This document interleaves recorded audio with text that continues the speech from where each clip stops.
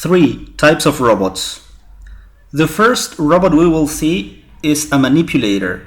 Manipulators can be industrial robots or they can be collaborative robots. Industrial robots, of course, work in industrial environments, and collaborative robots work in collaboration or cooperation with people. We have in the pictures the robot Sawyer, the UR5, and the Baxter robot, which are collaborative. These robots are also known as robotic arms or robotic manipulators. You can see on the left an industrial robot, and on the right you can see Sawyer, which is a collaborative robot.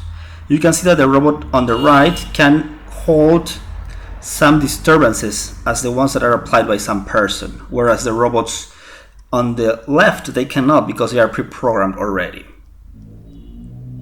There are also terrestrial mobile robots. First, legged mobile robots, which of course have legs.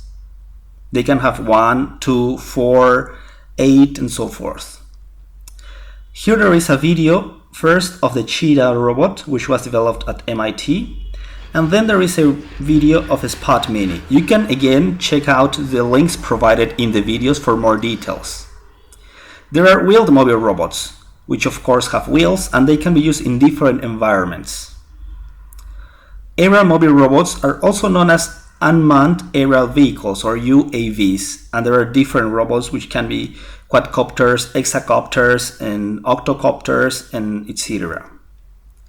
Here there is a video where a robot tries to navigate autonomously, and it has to do some special flips, special type of motion.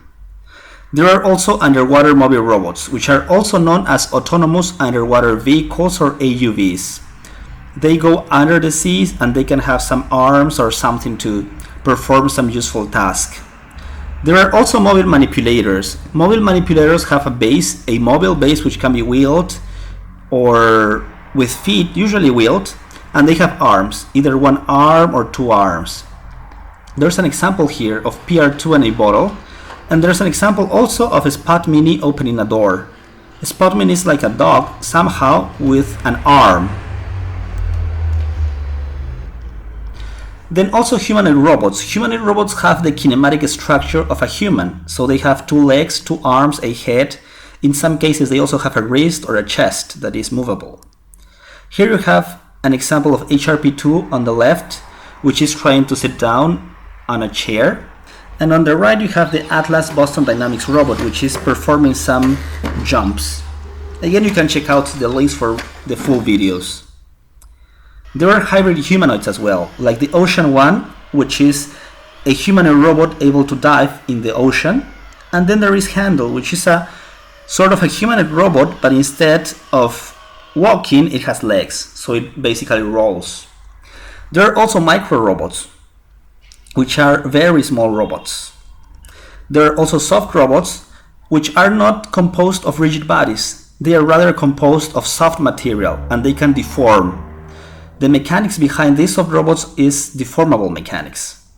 And there are other types, like snake robots, the salamander at EPFL, exoskeletons, some leg chair, Geminoids, UPen, which has a special locomotion structure, or hands. And we also have types of robots according to the application. They can be industrial robots if we use the robot in an industrial automation application, or they can be service robots if they perform tasks for humans or for other equipment, excluding industrial automation applications. Service robots can be personal or professional. Personal robots are used for non-commercial tasks by common or untrained people.